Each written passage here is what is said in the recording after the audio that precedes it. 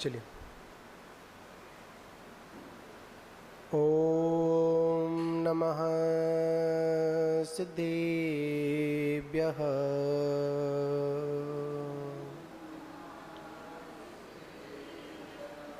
ओम नमः सिद्धेभ्यः।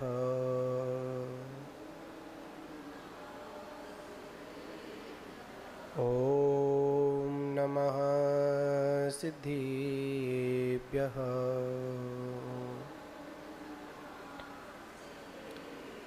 रणमेदोरे सव्यसिद्धे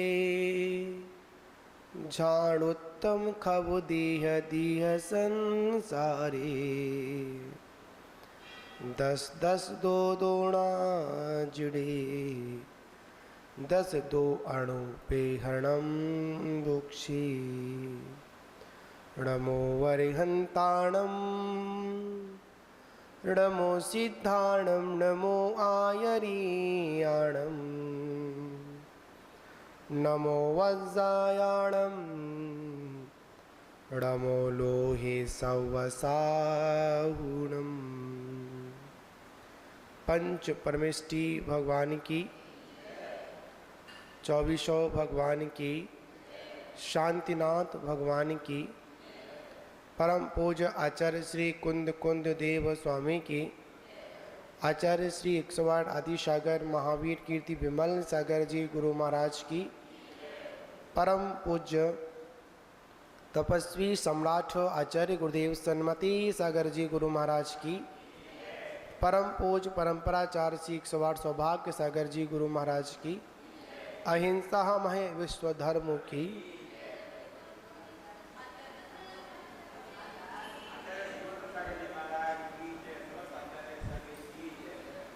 महान बाबू आचार्य प्रवर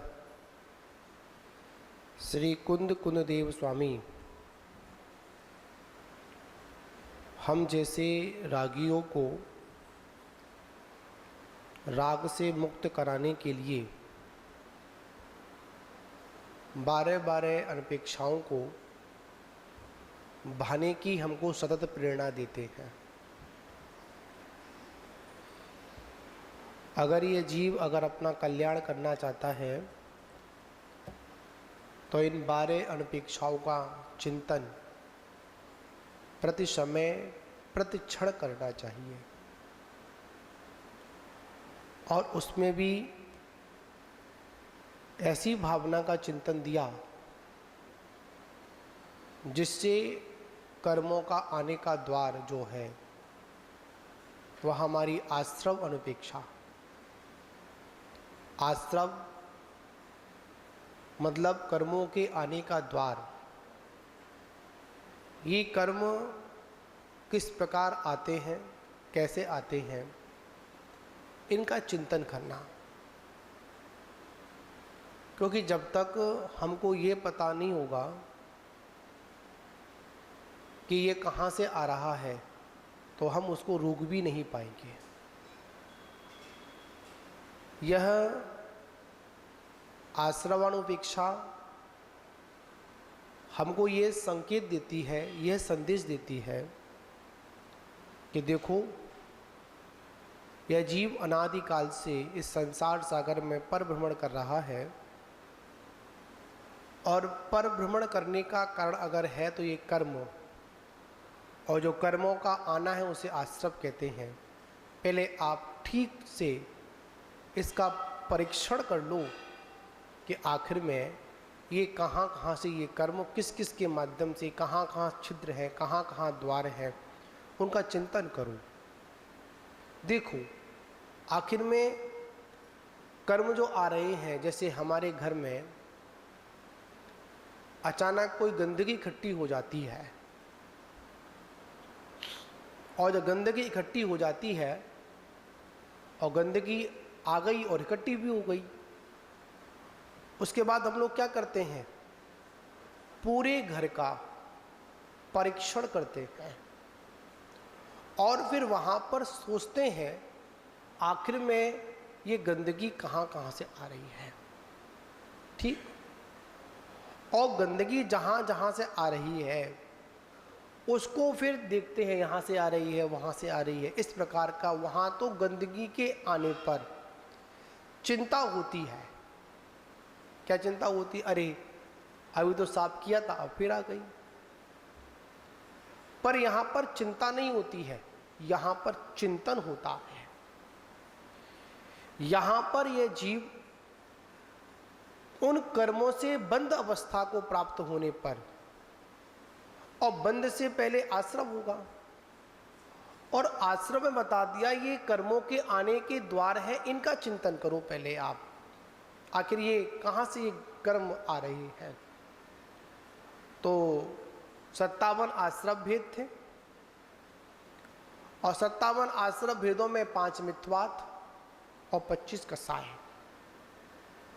और उन कसायों में हम लोग शुभ और अशुभ मन योग, वचन योग और काय योग के अनुसार भी चल रहे थे। अभी तक हम लोगों ने अशुभ भावों की चर्चा की। अशुभ भावों के माध्यम से क्या आ रहे थे? कर्म आ रहे थे। अब यहाँ पर अशुभ कर्मों की चर्चा नहीं है, अशुभ भावों की चर्चा नहीं है। अब यहाँ पर शुभ मन योग भी होता है, शुभ वचन योग भी होता है, और शुभ काया भी होती है। पहले क्या बताया था? अशुभ मन योग, अशुभ वचन, अशुभ काया। अब यहां पर विपरीत। तो यहां पर कहे पूर्व में कथित जितने भी जो अशुभ भाव थे, क्या थे? जितने भी पूर्व में जो वर्णन किया था, जितने भी जो अशुभ भाव थे, द्रव्यों को छोड़कर, संपूर्णतः से उनको छोड़कर, किसमें प्रवृत्त होना? व्रत, समति, शील, संयम रूप परिणाम का होना, ये सब क्या है? ये शुभ मन योग जानना चाहिए। पहले मन में क्या चल रहा था? 5 पाप। अब यहां पर क्या आ गए? व्रत आ गए। ठीक। 5 पापों के कारण अशुभ मन योग बनता था, और अशुभ मन योग के माध्यम से अशुभ कर्माश्रम होता था, जिसको पापाश्रम कहते हैं अपन। अब यहां पर पाप हट गया, व्रत आ गए। जब व्रत आए तो क्या हुआ?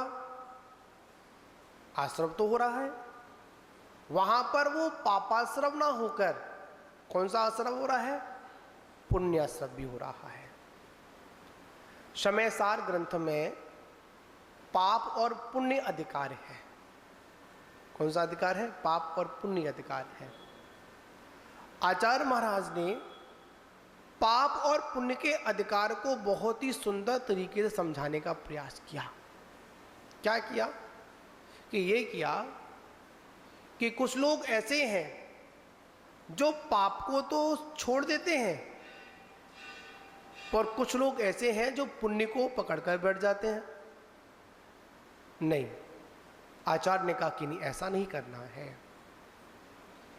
यहां पर जो मोक्षार्थी होते हैं, ज्ञानी पुरुष होते हैं, वह पाप को भी छोड़ते हैं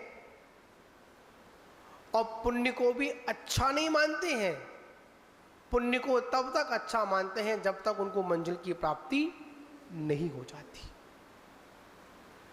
पुण्य और पाप की महिमा को बताते हुए आचार्य प्रवर ने कहा, पाप तो सर्वथा छोड़ने योग्य है। क्या समझे? पाप तो सर्वथा छोड़ने योग्य है, और जो पुण्य है ना, वो छोड़ने योग्य नहीं है। वो आगे की स्थिति में जाकर स्वतः ही छूट जाता है। क्या होता है? स्वतः ही छूट जाता है। और एक बात और याद रखना कि वही पुण्य मोक्ष मार्ग में हेतु बनता है कि जो पुण्य कांक्षाओं से रहित होता है, निदान से रहित होता है। जो पुण्य कांक्षा और निदान के साथ में है, वह पुण्य मोक्ष मार्ग में हेतु नहीं है, वो तो मोक्ष मार्ग में बाधक ही है। बंधन बहुत सुंदर अच्छी विवेचना की पुण्य और पाप की आचार्य भगवंतों ने, कि पुण्य के बारे में कहा कि जैसे सम्मित शिखर की यात्रा पर अपन जाते हैं और उस सम्मित शिखर की यात्रा पर जाते हैं और पर्वत राज पर जब चढ़ते हैं तो एक लाठी भी होती है। क्या होती है? एक लाठी भी होती है और लाठी का सहारा लेकर चढ़ते भी हो पर्वत राज पर। और जैसे ही पर्वत राज की पूरी वंदना हो जाती है, अपने लक्ष्य तक जब पहुंच जाते हैं या पूरी वंदना कर लेते हैं या पार्श्वनाथ की टॉप पर पहुंच जाते हैं या फिर पार्श्वनाथ की टॉप से फिर नीचे उतर के अपने यहाँ पर रुके हैं, वहाँ आज पूरी मंजिल पूरी वंदना होती है, तो बताओ ऐसा कौन सा पुरुष होगा जो उस लाठी को साथ साथ लेकर घूमेगा? घूमेगा क्या? जब यात्रा प्रारंभ की थी तो लाठी को पकड़ा और यात्रा जब चलती रही तभी भी लाठी को पकड़े रहे थे। और जैसे ही यात्रा हमारी पूरी हुई तो बताओ लाठी को पकड़ा या लाठी को छोड़ा या अपने आप छूट गई? छोड़ा नहीं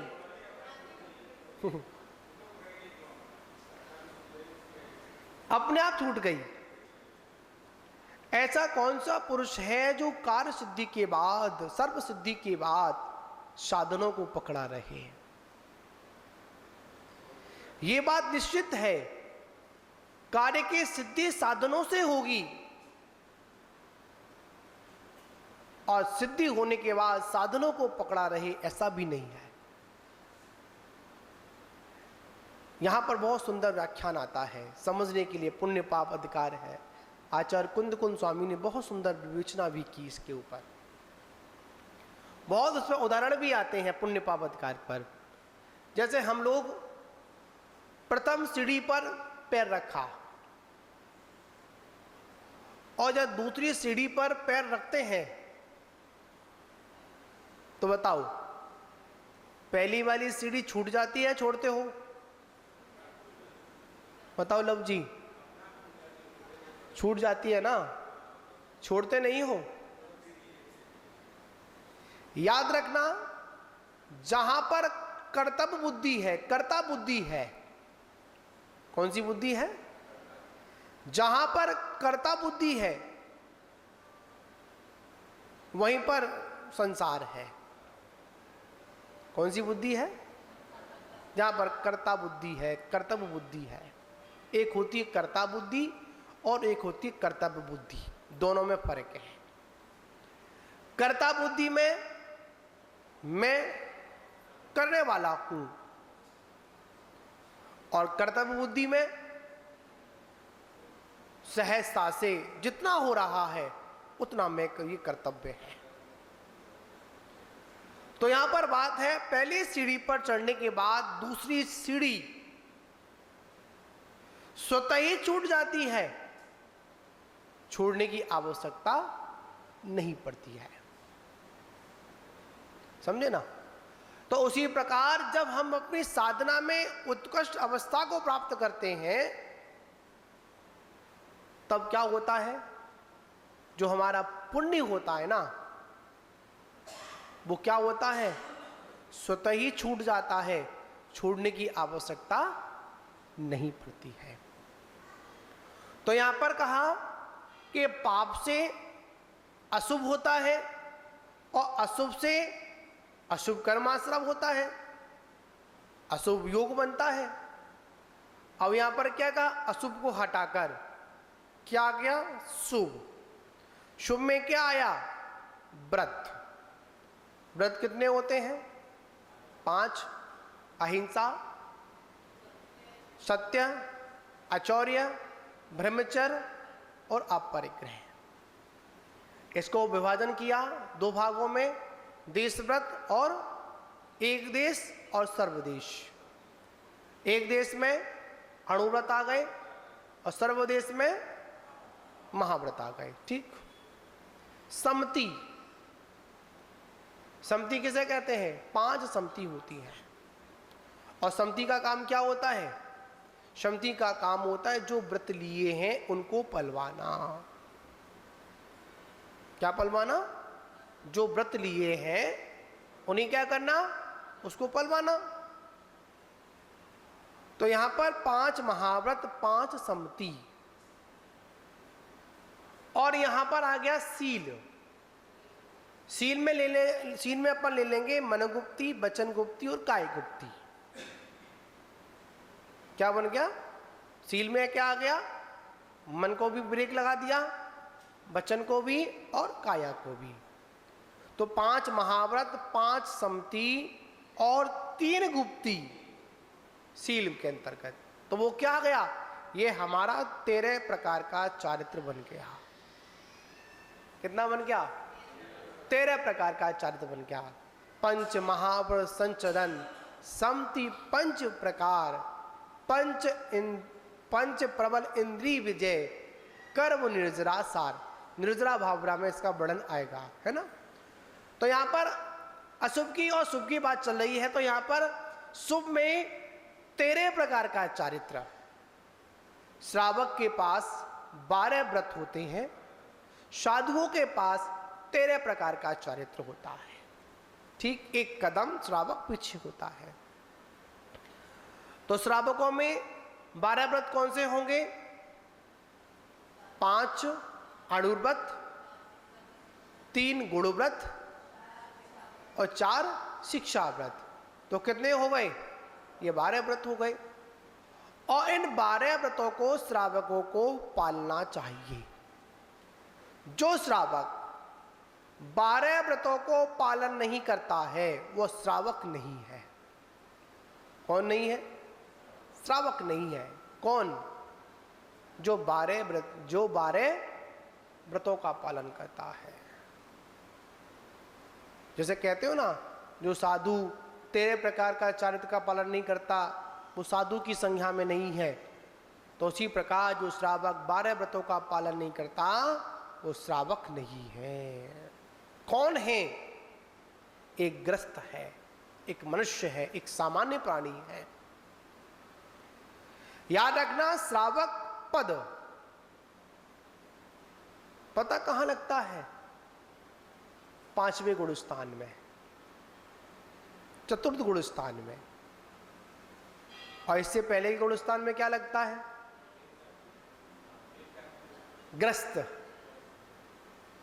ग्रस्त है वो, श्रावक नहीं है।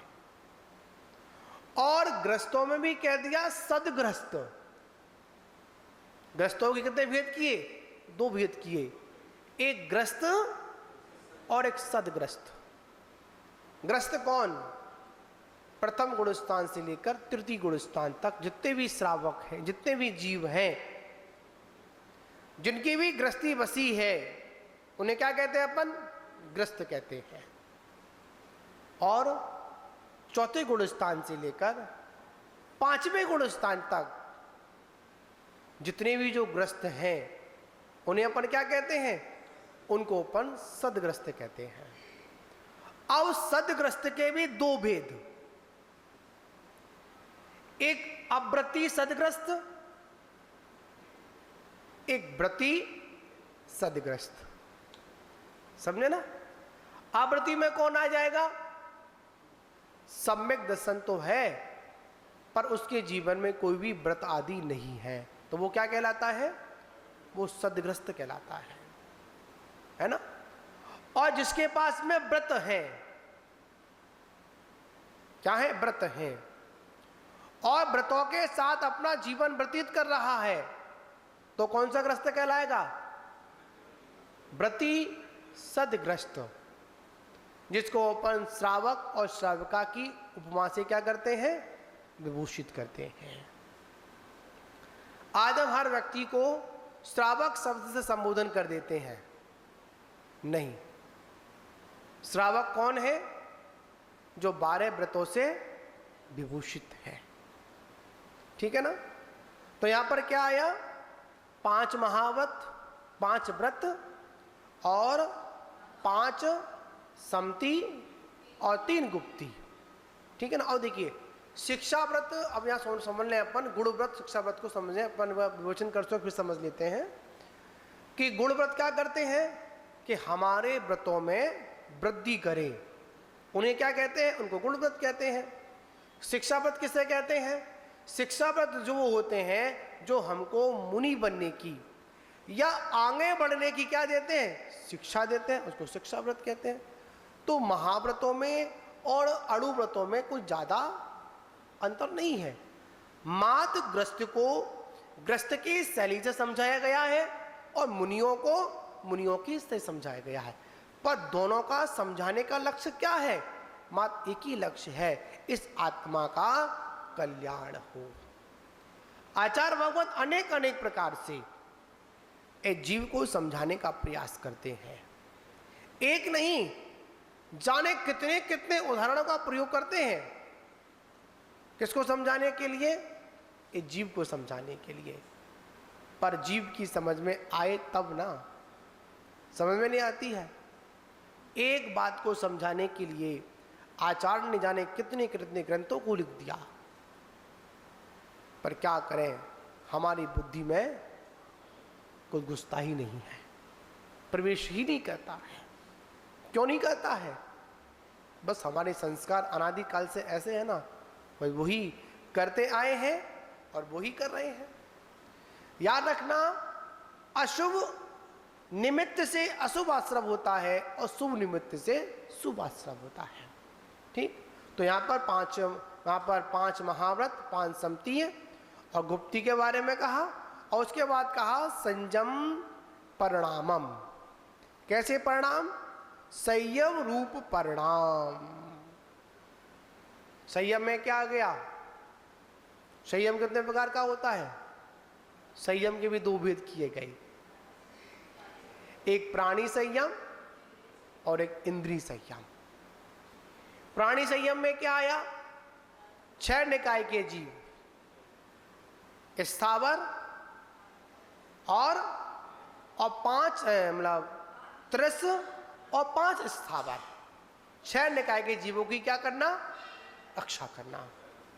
और 5 स्थावर में क्या आ गए, पृथ्वी का एक, जल का, अग्नि का, वायु का और वनस्पति का एक। ठीक, और त्रस में क्या आ गए, त्रस में हमारे आ गए 2 इंद्रिय से लेकर 5 इंद्रिय तक, जिसको अपन एक आता है विकलत्रय। क्या शब्द आता है, विकलत्रय। विकलत्रय में कौन कौन आते हैं, 2 इंद्रिय, 3 इंद्रिय, 4 इंद्रिय। ठीक, 5 इंद्रिय को किसमें, विकलत्रय में नहीं लिया गया। 5 इंद्रिय के 2 भेद, त्रस और सैनी और असैनी, संगी और संगी बोलते हैं। और एक बात और याद रख लेना, 1 इंद्रिय से लेकर 4 इंद्रिय तक जितने भी जीव होते हैं सभी मन रहित होते हैं, मन नहीं होता उनके। ठीक, पंचेंद्रिय में 2 भेद किए गए, सैनी और असैनी, वह संगी भी होते हैं और असंगी भी होते हैं। अब बताओ हम कौन है, संगी या असंगी, संगी है। भले ही हमारा मन कामना करे 13वें गुण स्थान में, फिर भी मनुष्य भव की अपेक्षा, पंचेंद्रिय की अपेक्षा हम कौन है, हम संगी ही हैं, असंगी नहीं है। ठीक है ना। तो यहां पर क्या आया, प्राणी संयम। प्राणी संयम में क्या आ गया, समझे ना, स्थावर और त्रस। ठीक, अब इंद्रिय संयम में क्या आ गया, इंद्रिय संयम में 5 इंद्रिय और 6ठा मन, इसको संभाल कर रखना। कितनी इंद्रियां, 5 इंद्रिय, स्पर्शन, रसना, ग्रहण, चक्षु और कर्ण। इनके जो विषय हैं, कितने विषय हैं, 28 विषय हैं। ठीक है ना। इन 28 विषयों को क्या करना, संभालना। और क्या है, 6ठा कौन सा, मन, जिसको ऊपर क्या कहते, इसको ऊपर आतिंद्रिय बोलते, मतलब आइंद्रिय बोलते हैं। आइंद्रिय से मतलब ये नहीं कि इंद्रिय नहीं है उसके, इंद्रिय तो है पर वो सम्मत दिखने में नहीं आता है। इंद्रिय किसे कहते हैं, बताओ बताओ लव जी, बताओ बताओ, इंद्रिय की क्या परिभाषा है, हाँ, संसारी जीवों की पहचान के विशेष चिन्ह को इंद्री कहते हैं। क्या कहा? संसारी जीव के पहचान के लिए जो विशेष जो चिन्ह होते हैं उसे इंद्री कहते हैं। पर मन इंद्री तो है, छठा मन है, पर वो कैसा है? दिखने में नहीं आता है, पकड़ने में नहीं आता है, इसलिए उसको क्या कह दिया? उसको अनिंद्री भी कहते हैं। पर है वो कैसा? पांचों इंद्रियों से बड़ा घातक है, ये मन बड़ा चंचल है। समझे ना? तो यहां पर कहा संयम में क्या गया? प्राणी संयम और इंद्रिय संयम। रूप जो परिणाम होते हैं अभी धारण नहीं किया, अभी स्वीकार नहीं किया, ऐसे मन में ऐसा जो विचार आता है और ग्रहण करने के बाद उनको सुरक्षा करने का भाव आता है, उसे क्या कहते हैं अपन? उसको अपन शुभ मन योग कहते हैं। क्या कहते हैं अपन? शुभ मन योग कहते हैं। समझ गए ना आप लोग? यहां पर अशुभ मन योग क्या हुआ? इनसे विपरीत 5 पाप, असंयम जीवन, प्राणियों की हिंसा करना, इंद्रियों पर कंट्रोल नहीं करना, ये सब क्या है? सब विपरीत हुआ। ये सब अशुभ मन योग हुआ। अशुभ मन योग क्या हुआ? 5 पापों को छोड़ना और मोटी मोटी भाषा में समझो अपने कल्याण के बारे में सोचना, दूसरों के कल्याण के बारे में सोचना। कल्याण मतलब क्या? दूसरों के बारे में करना, मुझे इसका ऐसा करना है, मुझे उसका वैसा करना है, तो कहीं ना कहीं वो व्यक्ति अपने कल्याण से क्या हो जाएगा? हट जाएगा, है ना? तो यहां पर आचार्य परमेश्वर जी कहते हैं पूर्व कथित अशुभ भाव मतलब द्रव्यों को संपूर्ण रूप से छोड़कर क्या कर लेना? यहां पर अणुव्रत का तो नाम ही नहीं है, क्या शब्द है? संपूर्ण रूप से जो त्यागता है, जो छोड़ता है, उसके कौन सा योग होता है? शुभ मन योग होता है। ठीक है ना? तो यहां पर हम लोगों ने जाना, आगे का विषय अपन फिर लेंगे, कुछ समय हो गया। बोलिए शांतिनाथ भगवान की जय। छोड़ते नहीं हो, याद रखना, जहां पर कर्तव्य बुद्धि है, कर्ता बुद्धि है, कौन सी बुद्धि है? जहां पर कर्ता बुद्धि है वहीं पर संसार है। कौन सी बुद्धि है? जहां पर कर्ता बुद्धि है, कर्तव्य बुद्धि है। एक होती है कर्ता बुद्धि और एक होती है कर्तव्य बुद्धि, दोनों में फर्क है। कर्ता बुद्धि में मैं करने वाला हूं और कर्तव्य बुद्धि में सहजता से जितना हो रहा है उतना मैं ये कर्तव्य है। तो यहां पर बात है, पहली सीढ़ी पर चढ़ने के बाद दूसरी सीढ़ी स्वतः ही छूट जाती है, छोड़ने की आवश्यकता नहीं पड़ती है। समझे ना? तो उसी प्रकार जब हम अपनी साधना में उत्कृष्ट अवस्था को प्राप्त करते हैं तब क्या होता है? जो हमारा पुण्य होता है ना, वो क्या होता है? स्वतः ही छूट जाता है, छोड़ने की आवश्यकता नहीं पड़ती है। तो यहां पर कहा कि पाप से अशुभ होता है और अशुभ से अशुभ कर्माश्रम होता है, अशुभ योग बनता है। अब यहां पर क्या कहा? अशुभ को हटाकर क्या गया? शुभ। शुभ में क्या आया? व्रत। व्रत कितने होते हैं? 5, अहिंसा, सत्य, आचौर्य, ब्रह्मचर्य और अपरिग्रह। इसको विभाजन किया 2 भागों में, देश व्रत और एक देश और सर्वदेश। एक देश में अणुव्रत आ गए और सर्वदेश में महाव्रत आ गए। ठीक। समति, समति किसे कहते हैं? 5 समति होती है। और समति का काम क्या होता है? समति का काम होता है जो व्रत लिए हैं उनको पलवाना। क्या पलवाना? जो व्रत लिए हैं उन्हें क्या करना? उसको पलवाना। तो यहां पर 5 महाव्रत, 5 समति, और यहां पर आ गया सील। सील में अपन ले लेंगे मनोगुप्ती, वचन गुप्ती और काय गुप्ती। क्या बन गया? सील में क्या आ गया? मन को भी ब्रेक लगा दिया, वचन को भी और काया को भी। तो 5 महाव्रत, 5 समति और 3 गुप्ती सील के अंतर्गत। तो वो क्या गया? ये हमारा 13 प्रकार का चारित्र बन गया। कितना बन गया? 13 प्रकार का चारित्र बन गया। पंच महाव्रत संचरण, समति 5 प्रकार, पंच प्रबल इंद्रिय विजय, कर्म निर्जरा सार। निर्जरा भावरा में इसका वर्णन आएगा, है ना। तो यहां पर अशुभ की और शुभ की बात चल रही है। तो यहां पर शुभ में 13 प्रकार का चारित्र।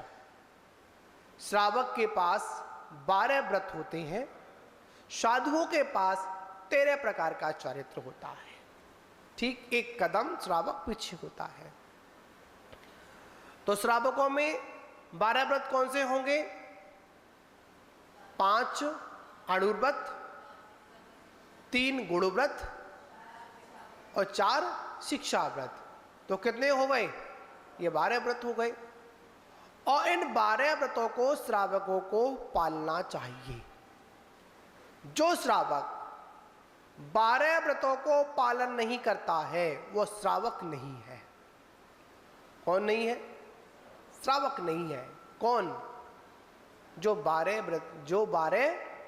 व्रतों का पालन करता है। जैसे कहते हो ना, जो साधु 13 प्रकार का चारित्र का पालन नहीं करता वो साधु की संज्ञा में नहीं है। तो उसी प्रकार जो श्रावक 12 व्रतों का पालन नहीं करता वो श्रावक नहीं है। कौन है? एक ग्रस्त है, एक मनुष्य है, एक सामान्य प्राणी है। याद रखना, श्रावक पद पता कहां लगता है? 5वें गुण स्थान में, चतुर्थ गुण स्थान में। और इससे पहले के गुण स्थान में क्या लगता है? ग्रस्त। ग्रस्त है वो, श्रावक नहीं है। और ग्रस्तों में भी कह दिया सदग्रस्त। ग्रस्तों के कितने भेद किए? 2 भेद किए, एक ग्रस्त और एक सदग्रस्त। ग्रस्त कौन? प्रथम गुण स्थान से लेकर तृतीय गुण स्थान तक जितने भी श्रावक हैं, जितने भी जीव हैं, जिनकी भी ग्रस्ती बसी है, उन्हें क्या कहते हैं? अपन ग्रस्त कहते हैं। और चौथे गुण स्थान से लेकर 5वें गुण स्थान तक जितने भी जो ग्रस्त हैं उन्हें अपन क्या कहते हैं? उनको अपन सदग्रस्त कहते हैं। अब सदग्रस्त के भी 2 भेद, एक अव्रती सदग्रस्त, एक व्रती सदग्रस्त। समझे ना? अव्रती में कौन आ जाएगा? सम्यक दर्शन तो है पर उसके जीवन में कोई भी व्रत आदि नहीं है, तो वो क्या कहलाता है? वो सदग्रस्त कहलाता है ना। और जिसके पास में व्रत है, क्या है? व्रत है, और व्रतों के साथ अपना जीवन व्यतीत कर रहा है, तो कौन सा ग्रस्त कहलाएगा? व्रती सदग्रस्त, जिसको अपन श्रावक और श्राविका की उपमा से क्या करते हैं? विभूषित करते हैं। आज हम हर व्यक्ति को श्रावक शब्द से संबोधन कर देते हैं। नहीं, श्रावक कौन है? जो 12 व्रतों से विभूषित है। ठीक है ना। तो यहां पर क्या आया? 5 महाव्रत, 5 व्रत और 5 समति और 3 गुप्ती। ठीक है ना। और देखिए शिक्षा व्रत, अब यहाँ समझ लें अपन गुण व्रत शिक्षा व्रत को समझें, अपन विवेचन करते फिर समझ लेते हैं कि गुण व्रत क्या करते हैं कि हमारे व्रतों में वृद्धि करें, उन्हें क्या कहते हैं, उनको गुण व्रत कहते हैं। शिक्षा व्रत किसे कहते हैं, शिक्षा व्रत जो वो होते हैं जो हमको मुनि बनने की या आगे बढ़ने की क्या देते हैं, शिक्षा देते हैं, उसको शिक्षा व्रत कहते हैं। तो महाव्रतों में और अणु व्रतों में कुछ ज्यादा अंतर नहीं है, मात्र ग्रस्त को ग्रस्त की शैली से समझाया गया है और मुनियों को मुनियों की से समझाया गया है, पर दोनों का समझाने का लक्ष्य क्या है, मात्र एक ही लक्ष्य है, इस आत्मा का कल्याण हो। आचार्य भगवत अनेक अनेक प्रकार से एक जीव को समझाने का प्रयास करते हैं, एक नहीं जाने कितने कितने उदाहरणों का प्रयोग करते हैं, किसको समझाने के लिए, इस जीव को समझाने के लिए। पर जीव की समझ में आए तब ना, समझ में नहीं आती है। एक बात को समझाने के लिए आचार्य ने जाने कितने कितने ग्रंथों को लिख दिया, पर क्या करें, हमारी बुद्धि में कुछ घुसता ही नहीं है, प्रवेश ही नहीं करता है। क्यों नहीं करता है, बस हमारे संस्कार अनादिकाल से ऐसे है ना, वही करते आए हैं और वही कर रहे हैं। याद रखना, अशुभ निमित्त से अशुभ आश्रम होता है और शुभ निमित्त से शुभ आश्रम होता है। ठीक, तो यहाँ पर पांच महाव्रत, 5 समतीय और गुप्ती के बारे में कहा, और उसके बाद कहा संयम परिणामम। कैसे परिणाम, संयम रूप परिणाम।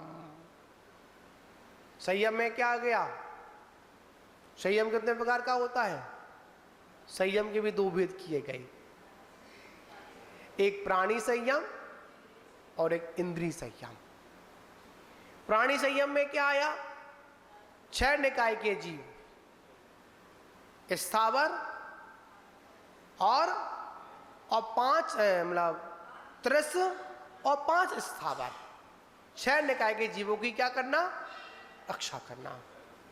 और 5 स्थावर में क्या आ गए, पृथ्वी का एक, जल का, अग्नि का, वायु का और वनस्पति का एक।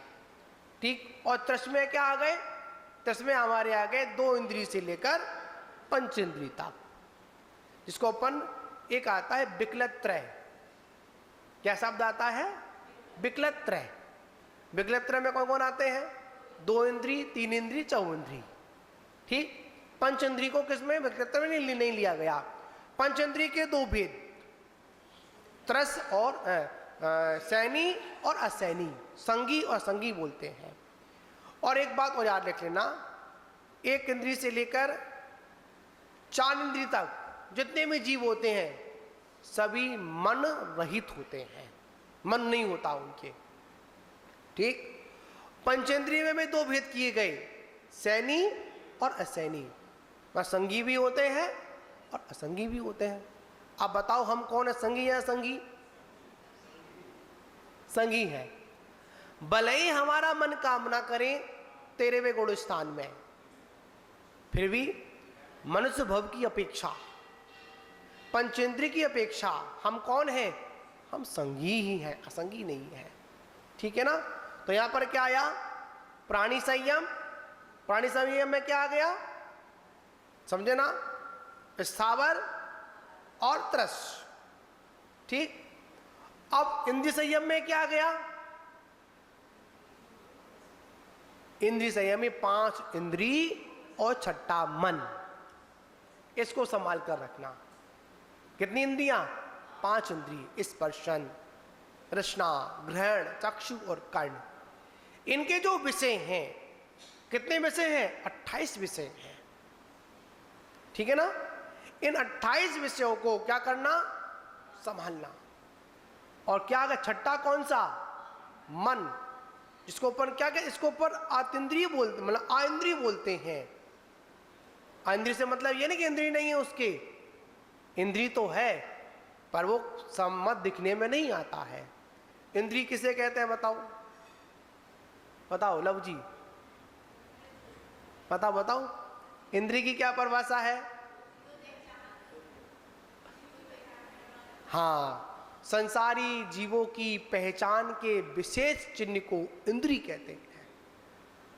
क्या कहा? संसारी जीव के पहचान के लिए जो विशेष जो चिन्ह है उसे इंद्री कहते हैं। पर मन इंद्री तो है, छठा मन है, पर वो कैसा है? दिखने में नहीं आता है, पकड़ने में नहीं आता है, इसलिए उसको क्या कह दिया? उसको अनिंद्री भी कहते हैं। पर है वो कैसा? पांचों इंद्रियों से बड़ा घातक है, ये मन बड़ा चंचल है। समझे ना? तो यहां पर कहा संयम में क्या आ गया? प्राणी संयम और इंद्रिय संयम। रूप जो परिणाम होते हैं अभी धारण नहीं किया, अभी स्वीकार नहीं किया, ऐसे मन में ऐसा जो विचार आता है और ग्रहण करने के बाद उनको सुरक्षा करने का भाव आता है, उसे क्या कहते हैं अपन? उसको अपन शुभ मन योग कहते हैं। क्या कहते हैं अपन? शुभ मन योग कहते हैं। समझ गए ना आप लोग? यहां पर अशुभ मन योग क्या हुआ? इनसे विपरीत 5 पाप, असंयम जीवन, प्राणियों की हिंसा करना, इंद्रियों पर कंट्रोल नहीं करना, ये सब क्या है? सब विपरीत हुआ। ये सब अशुभ मन योग हुआ। अशुभ मन योग क्या हुआ? 5 पापों को छोड़ना और मोटी मोटी भाषा में समझो अपने कल्याण के बारे में सोचना, दूसरों के कल्याण के बारे में सोचना। कल्याण मतलब क्या? दूसरों के बारे में करना, मुझे इसका ऐसा करना है, मुझे उसका वैसा करना है, तो कहीं ना कहीं वो व्यक्ति अपने कल्याण से क्या हो जाएगा? हट जाएगा, है ना? तो यहां पर आचार्य परमेश जी कहते हैं पूर्व कथित अशुभ भाव मतलब द्रव्यों को संपूर्ण रूप से छोड़कर क्या कर लेना? यहां पर अणुव्रत का तो नाम ही नहीं है, क्या शब्द है? संपूर्ण रूप से जो त्यागता है, जो छोड़ता है, उसके कौन सा योग होता है?